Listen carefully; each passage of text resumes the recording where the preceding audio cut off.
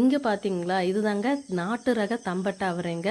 இந்த அவரைக்காய் 3 நாள் இருந்தாலே உங்கள் பொரியலுக்கு போதுமானதாக இருக்குங்க. அவ்வளோ பெருசாக விடுங்க. நாங்கள் சின்ன இடத்துலையே 30 வகையான நாட்டு விதைகளை வச்சு விவசாயம் பண்ணிகிட்ருக்கோங்க. அந்த வீடியோவை வந்து நான் போட்டிருக்கேன், டிஸ்கிரிப்ஷனில் லிங்க் தரேன், நீங்கள் பார்த்துக்குங்க.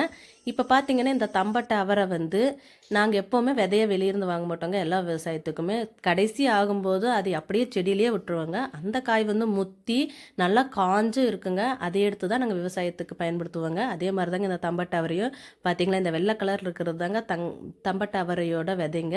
இதை அப்படியே நாங்கள் எடுத்து வச்சு அடுத்த பட்டத்துக்கு வந்து ஆடி மாதம் அந்த மாதிரி இருக்கிற பட்டத்துக்கு வந்து நாங்கள் விதைச்சி அதை திருப்பி நாட்டு ரக அவரையை வந்து கொண்டு வந்துக்குவோங்க. இப்படி தாங்க நாங்கள் பாரம்பரிய முறைப்படி விவசாயம் பண்ணிகிட்ருக்கோங்க. இது ரொம்ப ஆரோக்கியமானதுங்க.